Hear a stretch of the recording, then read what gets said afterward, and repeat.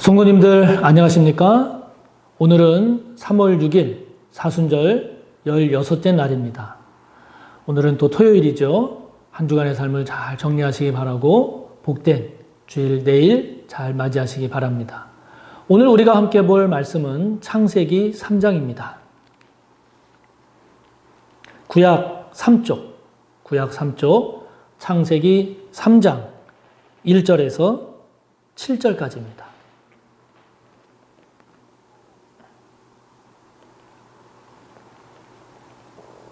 함께 봅니다. 그런데 뱀은 여호와 하나님이 지으신 들짐승 중에 가장 간교하니라. 뱀이 여자에게 물어 이르되 하나님이 참으로 너희에게 동산 모든 나무의 열매를 먹지 말라 하시더냐.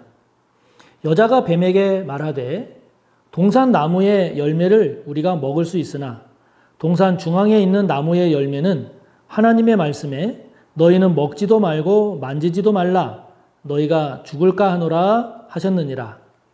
뱀이 여자에게 이르되 너희가 결코 죽지 아니하리라. 너희가 그것을 먹는 날에는 너희 눈이 밝아져 하나님과 같이 되어 선악을 알 줄 하나님이 아심이니라. 여자가 그 나무를 본즉 먹음직도 하고 보암직도 하고 지혜롭게 할 만큼 탐스럽기도 한 나무인지라. 여자가 그 열매를 따먹고 자기와 함께 있는 남편에게도 주매 그도 먹은지라. 이에 그들이 눈이 밝아져 자기들이 벗은 줄을 알고 무화과 나무 잎을 엮어 치마로 삼았더라. 아멘.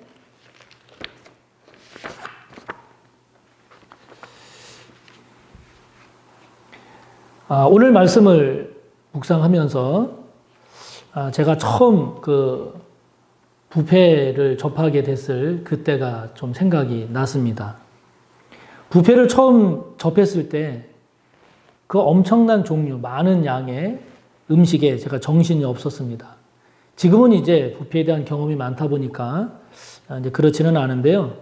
초기에는 너무 맛있는 음식이 다양한 종류가 많이 있다 보니까 그 음식에 대한 욕심 때문에 오히려 음식을 제대로 먹지 못한 그런 모습을 종종 보였습니다. 제가 입맛이 그렇게 까다로운 편이 아니어서 그런지 모든 음식이 다 맛있어 보이는 거예요. 맛있어 보이다 보니까 또 이런 뷔페를 자주 올 수 있겠나. 그렇게 자주 오는 것이 아니기 때문에 오늘 아니면 또 언제 이렇게 먹을 수 있나. 이런 생각이, 이런 마음이 초기에는 참 있었던 것 같습니다. 그러니까 그런 생각이 제 마음에 있다 보니까 음식에 이제 욕심을 내게 되는 거죠. 그래서 한 가지도 빠지지 않고 많이씩 먹는 거예요. 그러다 보니까 나중에는 오히려 더 맛있고 먹어야 될 것들이 많이 남아있는데 제대로 먹지도 못하고 못 먹는, 결과적으로 보면 참 어리석은 그런 결과를 낳았던 그런 때가 생각이 났습니다. 탐심이죠. 탐욕입니다. 과욕입니다. 이런 과한 욕심, 이런 탐심, 탐욕이라고 할까요? 이것은 음식만의 문제일까요? 아닙니다. 음식만의 문제가 아니라 이것은 운동도 마찬가지입니다. 운동도 적당한 운동은 우리 몸에 아주 도움이 되지만 그러나 과한 운동, 너무 지나친 운동은 오히려 몸에 무리를 주거나 몸을 망칠 수 있죠.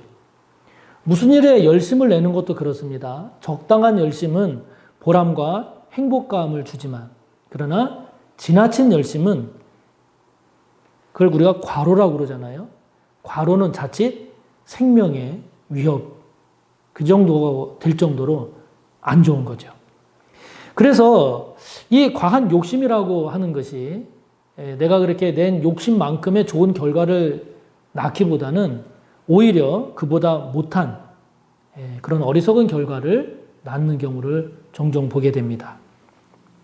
골로새서 3장 5절 말씀을 보면 그러므로 땅에 있는 지체를 죽이라 곧 음란과 부정과 사욕과 악한 정욕과 탐심이니 탐심은 우상숭배니라.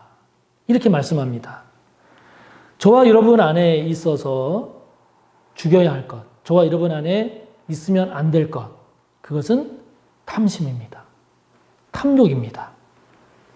우상을 숭배하는 것도 결국은 저와 여러분 안에 있는 그 탐심, 탐욕, 그것을 채우기 위한 인간의 어리석은 모습임을 성경은 우리에게 말씀해 주고 있죠.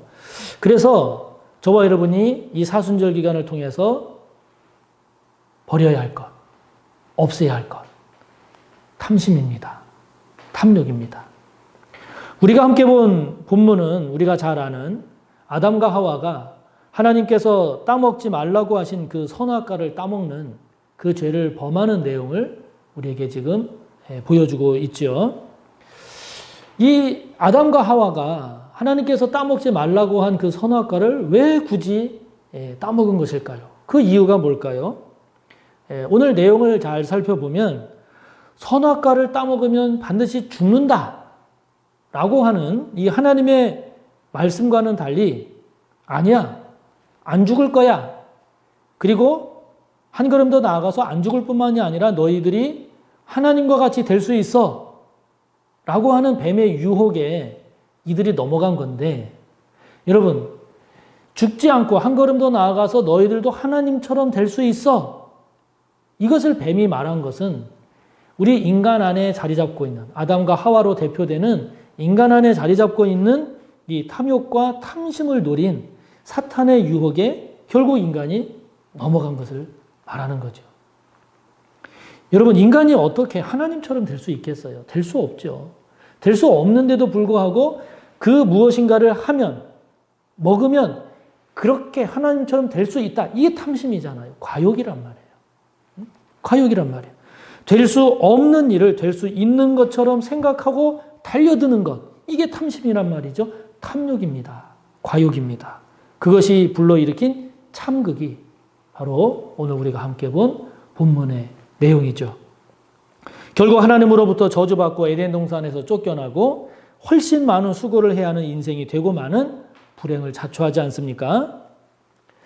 예전에 제가 직장 생활을 할 때의 일이 또다시 이렇게 좀 기억이 나요.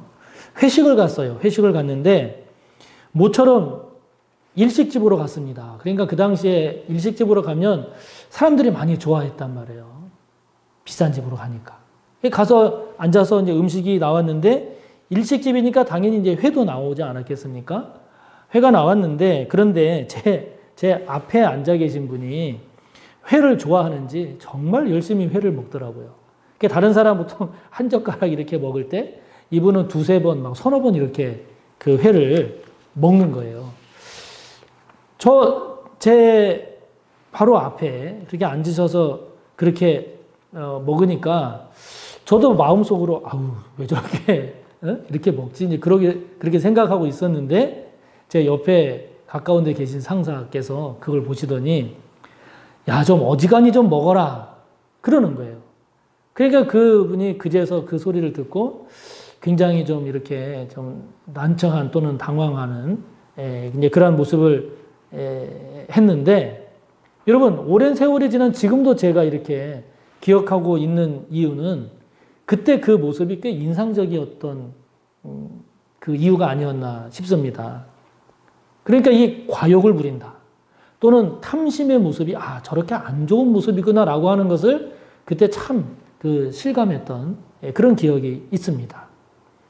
사실 이것이 안 좋은 탐심, 탐욕인지 아니면 권장할 만한 어떤 뜨거운 의지 또는 과감한 도전인지 요즘에는 이게 좀 분별이 잘 안 되는 경우도 종종 많아요. 왜냐하면 요즘에는 얼마나 경쟁이 치열합니까? 경쟁이 치열한 이런 시대를 살다 보니까 막 욕심내고 그다음에 좀 더 지나치게 하는 이것이 어떻게 보면 남에게 지지 않고 살아남을 수 있는 그런 의지처럼 보이기도 합니다. 그리고 내가 이기지 않으면 지고 마는 이 세상. 그래서 내가 차지하지 않으면 내가 그냥 나한테 없는 게 아니라 내 것까지도 빼앗길 수 있다라고 하는 이런 위기의식이 우리 가운데 팽배한 이런 시대를 살다 보니 내 것만 지키는 것이 아니라 더 많이 가지려고 하고 더 크게 가지려고 하는 것이 오히려 지금 이 시대는 오히려 그게 당연한 거 아닌가 이렇게 비춰질 수도 있는 그런 시대를 우리가 살아가고 있습니다. 그러나 탐심, 탐욕은 우리가 반드시 버려야 합니다. 반드시 제거해야 합니다. 왜냐하면 탐심과 탐욕은 이건 이기적인 욕심이기 때문에 그렇습니다. 이기적인 욕심. 다시 말하면 내 집과 내 배만 채우려는 그런 이기적인 그런 욕심이기 때문에 이것은 버려야 합니다. 제거해야 합니다. 이렇게 버려야 할 탐심, 버려야 할 탐욕이 되지 않으려면 이것이 탐심이나 탐욕이 아니다라고 우리가 말하려면 우리에게 반드시 무엇이 있어야 되는 거 아니? 나누고 베푸는 모습이 있어야 됩니다. 내 것을 아껴서 나보다 못한 이든지 아니면 필요한 이들에게 이것을 나누고 베푸는 그러한 모습을 우리가 나타내야 그것이 끊임없이 살아있어야 우리가 탐심과 탐욕의 늪으로 빠지지 않을 수 있다 하는 것이죠. 우리가 이 탐욕과 탐심을 버려야 하는데 왜냐하면 이 탐욕과 탐심은 부당한 것이기 때문에 그렇습니다. 지나친 욕심이기 때문에 그렇습니다. 다른 말로 말하면 다른 사람의 경계선을 침범하는 겁니다. 탐욕은, 과욕은. 이것을 사람의 관계로 표현하면 특히 이제 사춘기를 지내는 자녀를 키우시는 부모님들 경우에는 이것을 잘 적용해야 되는데 경계선을 반드시 지켜줘야 합니다. 이게 과욕을 안 부리는 거예요. 예를 들면 사춘기를 지나는 자녀는 부모와 자주 충돌합니다. 그 충돌하는 이유는 뭐냐면 이때는 자아의식이 성장을 하니까 자기 영역을 갖고 싶은 거예요. 자기 경계선이 있단 말이에요.